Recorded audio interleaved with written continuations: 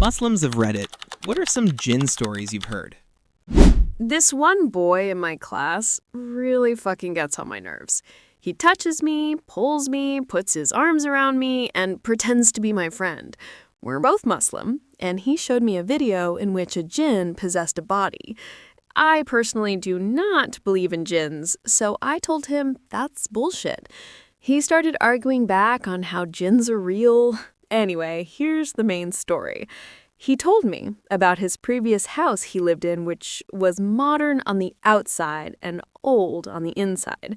He moved into that house when he was 8. His parents gave him his own room, and next to his bedroom was a room his parents told him not to go into. Here's the scary part. His parents were horrified of that room, and he does not have a clue why. Now, of course, he went to check out what is inside, but he didn't do that in the day. He did it at night when his parents were sleeping. I shit you not, this little boy found a dead body in this room with carpet stained with blood as the body was hanging from the ceiling on a rope.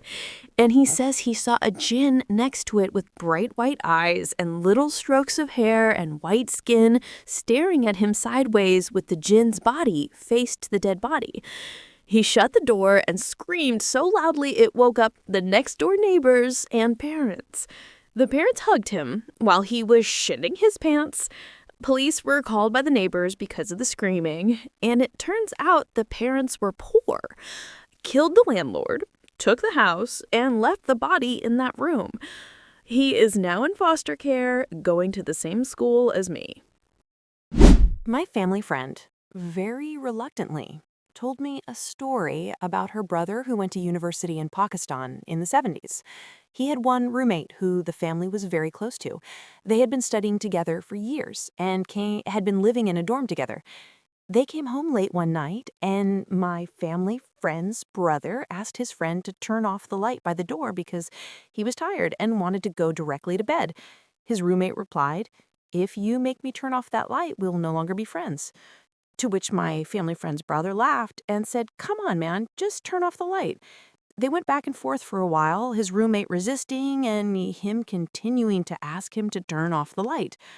His roommate's arm stretched from across the room and flipped off the light, and my family friend's brother passed out from fear. The next morning, all his belongings were gone, and so was he. He was inhuman and seemed to be a jinn. I have like 10 off the top of the dome. I was a main star in at least 2. But my personal experience of one is this one. Our neighbor's son was a small plane pilot. He also had red hair. One day, he went off for a flight with his little brother, also a redhead. They never came back. Their mother was distraught. She tried everything to get back her sons. Finally, after years of searching, she found some Pakistani Malana who said he could find the boys. He was shipped in from Pakistan to Kenya, where I was only 7 years old. The Malana took a large plate of water and began to scry. He summoned jinn to tell him the location of the neighbor's boys. But before he said anything, he asked for a girl and boy age of 7 to look and tell what they saw. The only boy and girl were me and my friend Sonny. Apparently, we both went into a trance of sorts and said the same thing, that we saw a downed plane and a pale boy with red dreadlocks walking amongst many men also with dreadlocks. He was smoking a pipe and was mostly naked.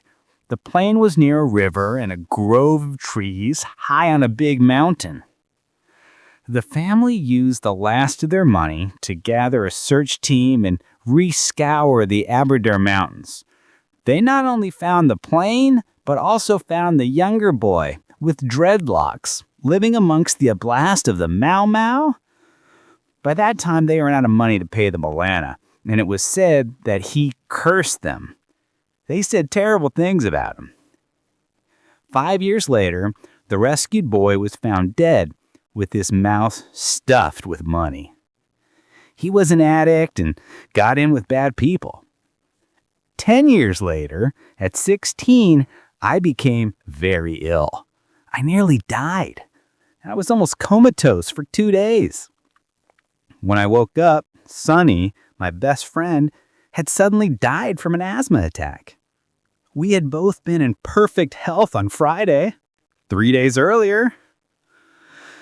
Later on, I heard a rumor that my father had finally paid off the Milana for his scrying work to save my life, but the jinn had claimed all they had seen. Before you say what nonsense, my father was doctor and very unreligious, but even he realized that something unnatural was afoot. My mother's family were very superstitious and spent days consulting and sacrificing things to make sure that jinn left us alone. They didn't, and various members of our family have been plagued with things that could be explained by mental illness or straight-up jinn possession, especially since they often resolve with no meds and religious intervention. I am a medical professional myself and very unreligious and superstitious, but I have seen some shit that defies logic. A family was living in a rented place for most of their life abroad. Turns out there used to live a jinn as well. The jinn wasn't looking to harm anyone, but it had some conditions like, when even you cook any sweet dish, keep a portion of it in the bowl in an empty room. Leave it like that for a few minutes and the bowl would be empty. No ooze for some reason, and the jinn didn't want them to leave. Let me explain the last one.